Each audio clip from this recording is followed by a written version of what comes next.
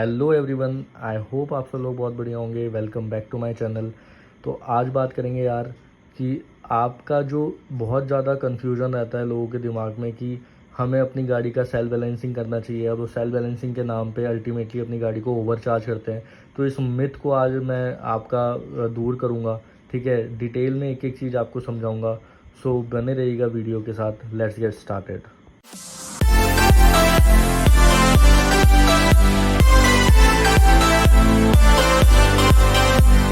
तो यार, आपकी जो गाड़ी का जो स्कूटर का जो आपका चार्जर है, पहले आपको उसका मैं थोड़ा सा इन्फॉर्मेशन आपको देना चाहूँगा। कई लोगों को पता नहीं होता है इस बहुत सारी चीज़ों का। तो इस पर्टिकुलर चार्जर के बारे में आप थोड़ी सी जो इसकी खासियत है वो आपको मैं बताना चाहूँगा। सबसे पहले तो आप ये देखिए, यहाँ पे जो अल्टीमेटली लिखा हुआ है आउटपुट जो है इसका 33 टू 60 वोल्ट का है और 12 एम्पियर का आउटपुट ये देता है ये चार्जर। ठीक है, और इनपुट लेगा ये 170 to 270 volt AC alternating current होती है हमारी। और 5 एम्पियर का जो इन्होंने प्लग अब दे दिया है 5 एम्पियर का। पहले ये 16 एम्पियर का देते थे। जैसे कि आप ये देख रहे होंगे, ये जो बेसिकली प्लग है ये अब आपका जहाँ पे आपका फ़ोन चार्ज होता है 5 एम्पियर का जो प्लग है उसमें भी आपका ये पर्टिकुलर चार्जर जो है लग जाएगा। जो पहले जो जेन 1 वाले जो चार्जर्स आते थे उसमें जो था वो 16 एम्पियर का प्लग आता था, जो बड़े प्लग जिसमें लगते थे। ठीक है, लेकिन मैं अभी भी आपको यही सजेस्ट करूंगा कि 5 एम्पियर का चार्जर सॉकेट से आप इसको मत लगाना। ठीक है, जो 16 एम्पियर के जो बड़े प्लग होते हैं उसमें छोटे प्लग्स भी सॉकेट जो है उसमें होते हैं, उसमें उसका ऑप्शन होता है। तो उसी में ही आप ये पर्टिकुलर चार्जर लगाना। ये थोड़ा सेफ्टी पर्पज़ के लिए मैं आपको बता रहा हूँ। उसके बाद इस पर्टिकुलर चार्जर के बारे में, इसका जो ये प्लग है इसके बारे में थोड़ा सा बता दूं। ये भाई कोई आम प्लग नहीं है। ठीक है, जिसमें जैसे कि आप यहाँ देख पा रहे हैं ये रीसेट और टेस्ट का ऑप्शन आ रहा है। आपने कभी ये चीज़ आपके दिमाग में आई होगी कि यार अल्टीमेटली ये रीसेट और टेस्ट का ये जो बटन है ये क्यों दे रखा है। तो क्यों, इसके बारे में थोड़ा सा बता दूं यार। ये जो है ना बहुत बढ़िया एक ओला जो है बहुत अच्छे प्लग को देती है अपने चार्जर के साथ। ये कोई नॉर्मल प्लग नहीं है, ये आता है ये जैसे कि आप देख पा रहे हैं ये है PRCD। ठीक है, ये PRCD का जो प्लग है इसमें बेसिकली क्या होता है ना, इसमें MCB इनबिल्ट होता है। ठीक है, अगर कल के दिन मान लीजिए आपके चार्जर पे लोड ज़्यादा पड़ता है या वोल्टेज हाई आ जाती है ना, तो ये अल्टीमेटली अपने आप ही ये सिर्फ ये सॉकेट ही ना, ये जो प्लग है यही अपने आप में इतना सक्षम है कि ये पावर को कट कर देगा और यहाँ तक जो आपके अडेप्टर तक है पावर जाने ही नहीं देगा, हाई लोड को जाने ही नहीं देगा, हाई वोल्टेज को ये जाने ही नहीं देगा, जिससे कि आपका ये मेन जो बेस है ना ये ख़राब नहीं होगा। ठीक है, अल्टीमेटली ये जो है ये भी थोड़ा महंगा ही आता है, 1000-1200 रुपये तक का या आता है देखने को। आप देख रहे होंगे ये राइट साइड में जो है आपको ये हेवल्स का दिख रहा है। ठीक है, तो ये इसमें भी आप देख रहे होंगे, इसमें भी आपका टेस्ट का बटन है और जैसे कि इसमें आप देख रहे हो उसमें भी आपका टेस्ट रीसेट का बटन है। तो इसका मतलब बेसिकली क्या होता है ये मैं आपको बता देता हूँ। जैसे ही आपने अपने चार्जर को मान लीजिए आपने लगाया, ठीक है, तो और मान लीजिए लोड ज़्यादा बढ़ गया या फिर वोल्टेज हाई आ जाती है, तो ये जो रीसेट बटन है ना ये अपने आप ऊपर आ जाता है। ये जैसे ही ऊपर आ जाएगा वैसे ही ये पावर कट कर देता है। ठीक है, इस चीज़ को मैं थोड़ा सा आप समझने की कोशिश करिएगा। और जो ये टेस्ट का बटन है ना ये आप मैनुअल चेक कर सकते हो कि आपका जो ये जो प्लग है ये काम कर रहा है सही से या नहीं कर रहा।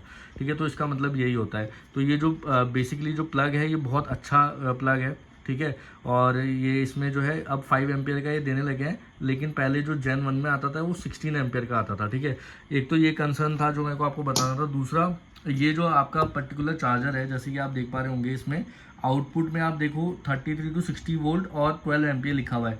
तो कई लोगों को ये क्वेश्चन रहता है कि ये कितने वॉट का चार्जर है। ठीक है, तो आपने कई जगह पे देखा होगा कि ये कई जगह पे 700 वॉट भी लिखा जाता है, कई जगह पे कई साइट्स जो है ओला के चार्जर को 750 वॉट भी बताती है। ठीक है, तो जैसे कि आप यहाँ पे स्क्रीन पे देख पा रहे हैं राइट साइड में, यहाँ पे जो है अल्टीमेटली आप देख रहे होंगे कि ये जो है 750 वॉट लिखा हुआ है इस पर्टिकुलर चार्जर का। हावेवर 750 नहीं होता है, वो कितना होता है मैं आपको बता देता हूँ। जो आउटपुट होती है ना, आउटपुट होती है उसका जो हाईएस्ट रेटिंग होती है, उसकी रेटिंग जो वोल्टेज की हाईएस्ट रेटिंग होती है उसको आप मल्टीप्लाई करोगे एम्पियर के साथ। तो P=V/I है जो बेसिकली फॉर्मूला है। ये थोड़ा सा टेक्निकल मैं लेकर के जा रहा हूँ आपको। तो P=V/I आप करोगे तो 60 × 12 आप करोगे तो 720 आता है। तो जो एग्जैक्ट रेटिंग है इसकी 720 वॉट का चार्जर है। कहीं कई जगह 700 वॉट भी लिखा होता है, कई कई जगह 750 वॉट भी लिखा होता है, तो चल जाता है, कोई दिक्कत वाली बात नहीं है। ठीक है, नियर बाय में ही यही सारे डिजिट्स। ठीक है, तो एक तो ये कंसर्न हो गया जो मैं आपको बताना था। बाकी जो ये है आपका इसका तो आपको पता ही है, ये तो सिंपल जस्ट प्लग है जो आपको ये गाड़ी में लगेगा, इसमें तो कुछ खास ऐसा है नहीं। ठीक है, तो ये दोनों चीज़ें क्या महत्वपूर्ण हैं इन दोनों में, मैंने आपको बता दिया है। तो अब बात कर लेते हैं यार सेल बैलेंसिंग की। ठीक है, तो जितने भी लोगों को ये मिथ है ना कि सेल बैलेंसिंग की यार ओवरचार्ज करके हो जाती है, तो भाई ऐसा नहीं है। देख लो, इस तरीके से सेल बैलेंसिंग होती है। ठीक है, यहाँ पे भी ये जो है एक S1 Pro की बैटरी निकाल करके इसकी सेल बैलेंसिंग करी जा रही है। तो ये चीज़ आपको मैं बता दूं कि सेल बैलेंसिंग जो है रूम टेम्परेचर पे बैटरी को निकाल करके, ये पूरा सिस्टम आप देख रहे हो ना, इस सिस्टम के थ्रू सेल बैलेंसिंग होती है, ऐसे ही सेल बैलेंसिंग नहीं होती है। ये चीज़ थोड़ी सी आप समझिए, बहुत ज़्यादा इंपॉर्टेंट है। यहाँ आप देख लीजिए, एक एक सेल का हेल्थ चेक करी जाती है डिस्प्ले पे। ये जैसे कि आप देख रहे हो ना, यहाँ पे ये जो क्लिप्स लगे हुए हैं, ये एक एक सेल की हेल्थ आप स्क्रीन पे दिखा रहे हैं। और इस हेल्थ को देख करके, एक एक सेल की हेल्थ को देख करके उसके बाद ये देखा जाता है कि इसमें कितनी पावर, पीक पावर हमें इसकी सप्लाई करनी है, so that in particular cells की एक साथ बैलेंसिंग हो सके। तो इन सब चीज़ों में आप बिल्कुल भी मत पड़ना कि यार ओवर चार्ज करके आप अब सोच लो कि गाड़ी की सेल बैलेंसिंग हो जाएगी, और सेल बैलेंसिंग हो जाएगी तो हमारी रेंज बहुत ज़्यादा बढ़ जाएगी। इस तरीके से नहीं होता है। ठीक है, आप ये चीज़ समझिए। मेरे को आपको ये इसलिए ही बतानी थी क्योंकि आप अल्टीमेटली गलत ना करो। मेरा यही काम है कि आपको एक सही चीज़, इन्फॉर्मेटिव, जो ऑथेंटिक चीज़ है वो आपको प्रोवाइड कराना। ठीक है, बाकी यार आपकी इच्छा है, आपकी गाड़ी है, आपका डिसीजन है, लेकिन मेरा काम है आपको सही चीज़ बताना। ठीक है, तो अल्टीमेटली अभी आप ये चीज़ सोच करके चलिए कि सेल बैलेंसिंग इस तरीके से नहीं होती है। इतनी गर्मी हो रही है बाहर, आप इतने हाई टेम्परेचर पे आप सोचो ओवर चार्ज अपनी गाड़ी को करोगे, तो आप देख लो आपकी गाड़ी का या आपकी बैटरी का क्या हाल होगा।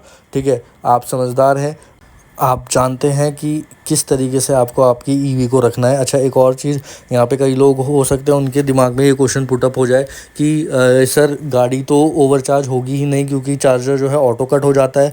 तो बिल्कुल सही बात है यार, अगर चार्जर ऑटो कट हो जाएगा तो आप खुद सोचिए, सेल बैलेंसिंग का तो मतलब ही नहीं रहा, क्योंकि पावर डिलीवरी नहीं हो रही है, तो सेल तक पावर पहुँच ही नहीं रही है। तो अल्टीमेटली सेल बैलेंसिंग का मतलब कहाँ रह गया?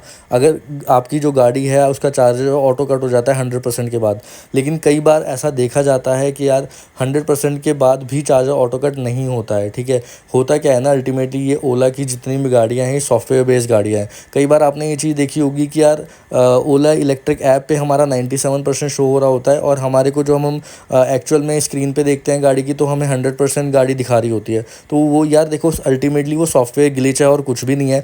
ठीक है, और उस ग्लिच की वजह से ही लोग जो हैं ये सोचते हैं कि अच्छा 100% हो गई है लेकिन अभी भी हमारा चार्जर ऑन है, इसका मतलब जो है ये सेल बैलेंसिंग कर रहा है। ठीक है, तो वो कुछ नहीं है, वो सेल बैलेंसिंग नहीं हो रही है, वो बस एक सॉफ्टवेयर ग्लिच की वजह से हो रहा है। ठीक है, अगर गाड़ी कमांड दे देगी चार्जर को कि भाई 100% हो गया है बैटरी का फुल चार्जिंग, तो वो अपने आप ऑटो कट हो जाएगा। लेकिन अगर सॉफ्टवेयर ग्लिच की वजह से अगर वो नहीं देती है कोई भी साइन, तो फिर चार्जर ऑटो कट होगा ही नहीं। ठीक है, तो इस चीज़ को आप थोड़ा समझिए। बाकी मेरा काम है आपको सही और इन्फॉर्मेटिव चीज़ प्रोवाइड कराना। आई होप आपको ये वीडियो मेरी इन्फॉर्मेटिव लगी हो, थोड़ा आपको समझ में आया हो कि किस तरीके से आपको अपनी ईवी को और बेटर वे में रखना है। ठीक है, और अल्टीमेटली एक और चीज़ बता दूं यहाँ पे, अगर आप अपनी गाड़ी को ओवरचार्ज करोगे, ओला के पास भाई सब रिकॉर्ड रहता है कि आप अपनी गाड़ी को कितना चार्ज कर रहे हो, ओवरचार्ज कर रहे हो, नहीं कर रहे हो, कितनी देर तक लगा के रख रहे हो। अगर आपकी गाड़ी में बैटरी में कल के दिन कोई प्रॉब्लम आती है, तो वो जो है पूरे रिकॉर्ड निकाल के आपके सामने रख देंगे कि आपकी गाड़ी में ये सारी दिक्कतें आई हैं जो कि आपकी खुद की वजह से आई हैं। ठीक है, तो आप ये थोड़ा सा समझिए, आप समझदार हैं। बाकी मैं तो आपके साथ हूँ ही। अगर आपको मेरा चैनल इन्फॉर्मेटिव लगता है, कंटेंट मेरा इन्फॉर्मेटिव लगता है, so please do like, share, subscribe my channel. Till then take care, bye bye.